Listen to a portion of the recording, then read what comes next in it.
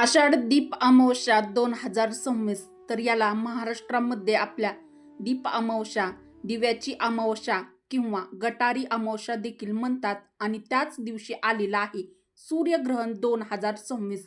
तर दीप अमावस्या म्हणजेच गटारी अमावस्या आणि सूर्यग्रहण 2026 एकाच दिवशी आलेला आहे.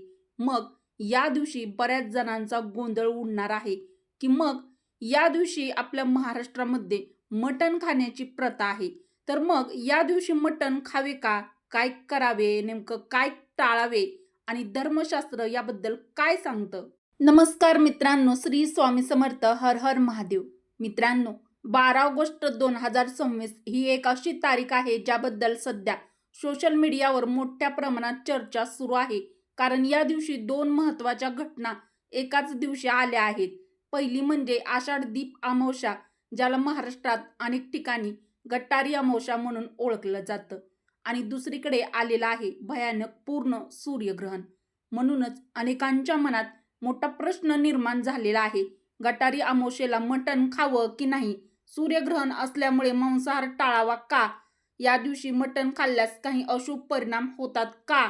धर्मशास्त्र याबद्दल नेमकं काय सांगतं? मित्रांनो, सोशल मीडियावर याबाबत अनेक प्रकारचे मेसेज व्हायरल होत आहेत.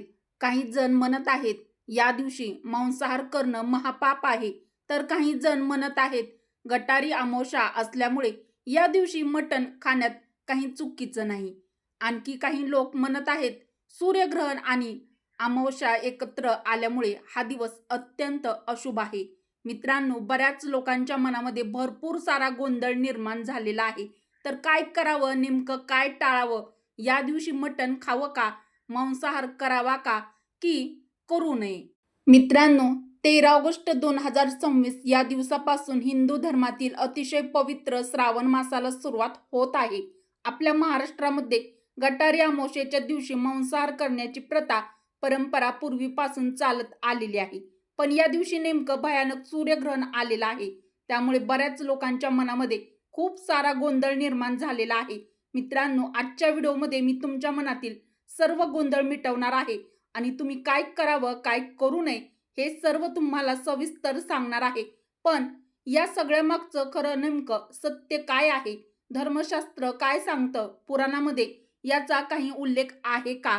आणि सर्वात महत्त्वाचं, 12 ऑगस्ट 2026 रोजीचं सूर्यग्रहण भारतात दिसणार आहे का? मित्रांनो, तुमच्या मनातील सर्व प्रश्नांचे निरसन या व्हिडिओमध्ये होणार आहे. प्रत्येक प्रश्नाचं सविस्तर उत्तर जाणून घेणार आहोत. त्यामुळे व्हिडिओ कोठेही स्किप न करता शेवटपर्यंत नक्की पहा. त्याआधी व्हिडिओला लाईक करा. चॅनलवर नवीन असाल तर सबस्क्राईब करा. बेल आयकॉन दाबायला विसरू नका.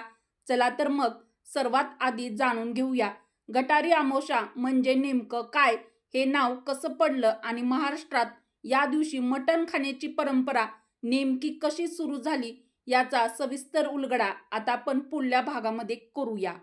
मित्रांनो, आता सर्वात आधी जाणून घेऊया गटारी अमावस्या म्हणजे नेमकं काय आणि या दिवशी मटण खाण्याची परंपरा नेमकी कशी सुरू झाली.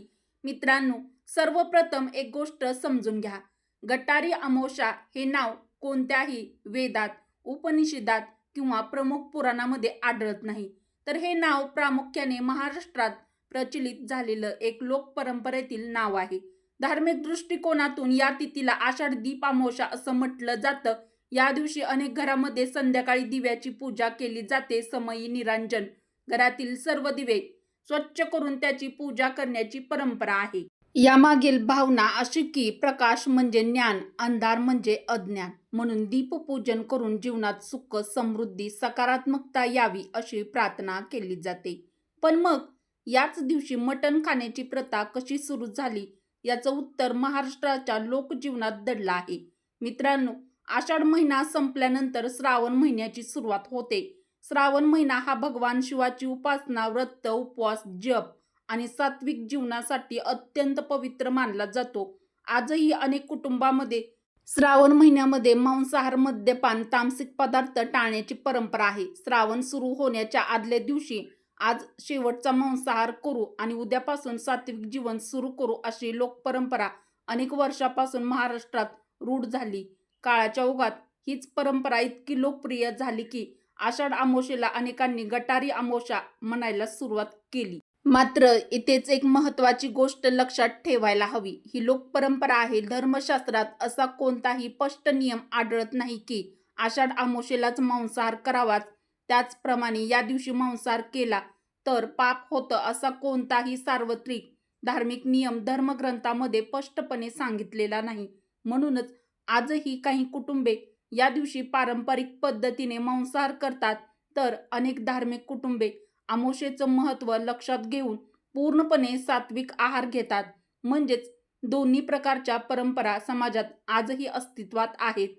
आता इथेच आणखीन एक मोठा प्रश्न निर्माण होतो. जर गटारी अमावस्येला मटण खाण्याची प्रथा आहे आणि त्याच दिवशी सूर्यग्रहणही असेल, तर अशा वेळी कोणत्या परंपरेला महत्त्व द्यायचं? सूर्यग्रहणामुळे मांसाहार टाळावा का, की गटारी अमावस्येची परंपरा पाळावी? याचं उत्तर धर्मशास्त्र, पंचांग आणि ग्रहणाच्या नियमांच्या आधारे पुढे सविस्तर जाणून घेऊया.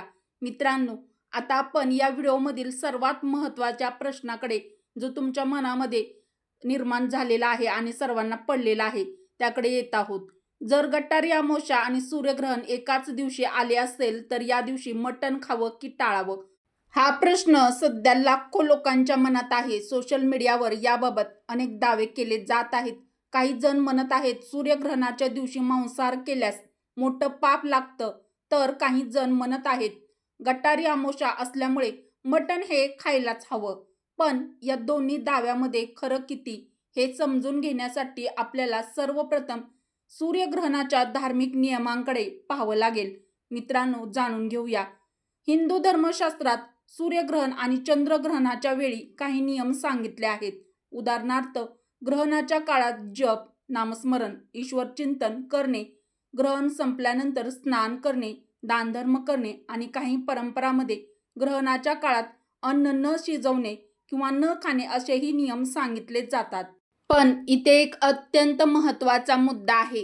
हे नियम सर्व ग्रहणांसाठी आणि सर्व देशासाठी सारखे लागू होतात का? याचं उत्तर आहे नाही. धर्मशास्त्रातील अनेक आचार्य, पंचांगकर्ते आणि परंपरानुसार जे ग्रहण आपल्या प्रदेशातून दिसतच नाही, त्या ग्रहणाचे सूतक, त्यासंबंधीचे अनेक नियम त्या प्रदेशात सामान्यतः लागू मानले जात नाहीत. आता याच ठिकाणी 12 ऑगस्ट 2026च्या सूर्यग्रहणाबद्दलचं सत्य समजून घेणं अत्यंत महत्त्वाचं आहे. कारण हे जर सूर्यग्रहण भारतात दिसणारच नसेल तर त्याचा धार्मिक दृष्टिकोनातून नेमका अर्थ काय? मग गटारी अमावस्येची परंपरा पाळावी का, की ग्रहणाचे नियम पाळावेत? याचं स्पष्ट उत्तर पुराव्यासह पुढच्या भागामध्ये आपण जाणून घेणार आहोत. त्यामुळे व्हिडिओ शेवटपर्यंत नक्की पहा. मित्रांनो, आता जाणून घेऊया 12 ऑगस्ट 2026 रोजी लागणारं सूर्यग्रहण भारतात दिसणार आहे का? कारण या एका प्रश्नाच्या उत्तरावरच अनेक धार्मिक नियम अवलंबून असतात. मित्रांनो, खगोलशास्त्रीय माहितीनुसार 12 ऑगस्ट 2026 रोजीचं सूर्यग्रहण प्रामुख्याने ग्रीनलँड, आइसलँड, युरोपमधील काही भागातून पूर्ण स्वरूपात दिसणार आहे, तर काही देशांमध्ये ते अंशतः दिसणार आहे. पण भारतात हे सूर्यग्रहण दिसणार नाही. त्यामुळे अनेकांच्या मनात प्रश्न निर्माण होतो, मग ग्रहणाचे नियम पाळायचे का? मित्रांनो, अनेक धर्मशास्त्रज्ञ, पंचांगकर्ते पारंपरिक मान्यतेनुसार जे ग्रहण आपल्या प्रदेशातून दिसत नाही, त्या ग्रहणाचे सूतक सामान्यतः मानले जात नाही. म्हणूनच भारतात राहणाऱ्या लोकांसाठी या सूर्यग्रहणामुळे भीती बाळगण्याचं कोणतंही कारण नाही.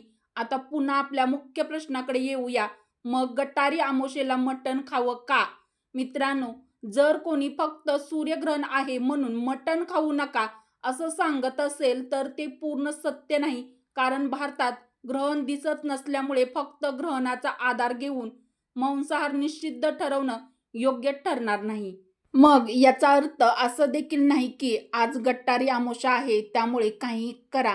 कारण हा दिवस अमावस्या देखील आहे आणि अमावस्येला अनेक धार्मिक कुटुंबामध्ये सात्विक आहार, देवपूजा, पितृस्मरण, दानधर्म आणि नामस्मरण यांना विशेष महत्त्व दिलं जातं. म्हणूनच या दिवशी 2 वेगवेगळ्या परंपरा आपल्याला दिसतात. एक परंपरा म्हणजे श्रावण सुरू होण्यापूर्वी शेवटचा मांसाहार करण्याची लोकपरंपरा आणि दुसरी परंपरा म्हणजे अमावस्येला सात्विक राहून ईश्वर भक्ती करण्याची धार्मिक परंपरा. मग या दोन्हीपैकी योग्य काय याचं उत्तर कोणत्याही अफवेमध्ये नाही, तर आपल्या श्रद्धेत, आपल्या कुटुंबाच्या परंपरेत आणि धर्माच्या मूलभूत शिकवणीत आहे.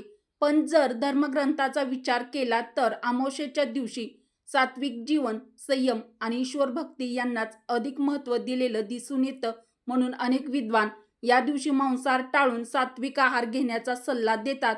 आता प्रश्न असा आहे की जर एखाद्याच्या घरी अनेक वर्षापासून गटारी अमावस्येला मटण करण्याची परंपरा असेल तर त्यांनी काय करावं? याचं उत्तर आपण व्हिडिओच्या शेवटच्या आणि अत्यंत महत्त्वाच्या भागामध्ये सविस्तर जाणून घेऊया. जर आपल्या घरी अनेक वर्षापासून गटारी अमावस्येला मटण करण्याची म्हणजे खाण्याची परंपरा असेल तर 12 ऑगस्ट 2026 रोजी काय करावं? मित्रांनो, याचं उत्तर देताना घाई करून कोणताही निर्णय देणं योग्य ठरणार नाही, कारण या विषयामध्ये 3 गोष्टीचा विचार करावा लागतो. पहिली गोष्ट म्हणजे धर्मशास्त्र. धर्मशास्त्रात अमावस्येच्या दिवशी जप, तप, दान, पितृस्मरण, देवपूजा, सात्विक जीवनाला विशेष महत्त्व दिलेलं आढळतं. म्हणून अनेक संत, आचार्य, धार्मिक विद्वान अमावस्येला मांसाहार टाळण्याचा सल्ला देतात. दुसरी गोष्ट म्हणजे महाराष्ट्रातील अनेक भागात गटारी अमावस्येला श्रावण सुरू होण्यापूर्वी शेवटचा मांसाहार करण्याची परंपरा आजही पाळली जाते. ही अनेक पिढ्यापासून चालत आलेली सामाजिक परंपरा आहे. आणि तिसरी गोष्ट म्हणजे 2026 मधील सूर्यग्रहण.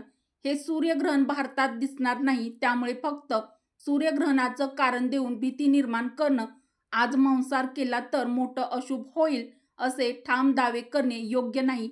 मित्रांनो, जर तुम्ही मला वैयक्तिकरित्या विचाराल की या दिवशी काय करणं अधिक योग्य वाटतं, तर धर्मशास्त्राच्या दृष्टीने अमावस्येचा दिवस सात्विक जीवन, देवपूजा, नामस्मरण, संयमासाठी दिला तर त्याला अधिक धार्मिक महत्त्व आहे. म्हणून ज्यांना धार्मिक आचरणाला प्राधान्य द्यायचं आहे त्यांनी या दिवशी सात्विक आहार घेऊन भगवानाचं स्मरण करावं.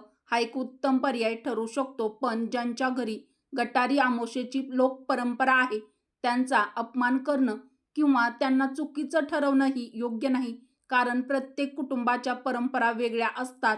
म्हणून त्यामुळे जर तुमच्याकडे गटारी अमावस्येच्या दिवशी मांसाहार करण्याची म्हणजेच मटण खाण्याची परंपरा असेल तर ती तुम्ही पाळू शकता. या विषयावर वाद नको. श्रद्धेला विवेकाची जोड द्या आणि कोणतीही माहिती फक्त सोशल मीडियावर आलेल्या मेसेजवरून खरी मानू नका. धर्म समजून पाळा. भीतीपोटी नाही तर श्रद्धेपोटी आचरण करा. जर हा व्हिडिओ तुम्हाला उपयुक्त वाटला असेल तर तो मित्रपरिवारासोबत नक्की शेअर करा आणि कमेंटमध्ये प्रश्नाचं उत्तर नक्की द्या. तुमच्या घरी गटारी अमावस्येला मांसाहार करण्याची लोक परंपरा आहे का, की सात्विक आहार घेतला जातो? तुमचं मत कमेंटमध्ये नक्की कळवा. व्हिडिओ शेवटपर्यंत पाहिल्याबद्दल तुम्हा सर्वांचे मनापासून आभार. असेच नवनवीन माहितीपूर्ण व्हिडिओ पाहण्यासाठी चॅनल सबस्क्राईब करा, बेल आयकॉन प्रेस करा, म्हणजे नवीन व्हिडिओची नोटिफिकेशन सर्वात आधी तुम्हाला मिळेल.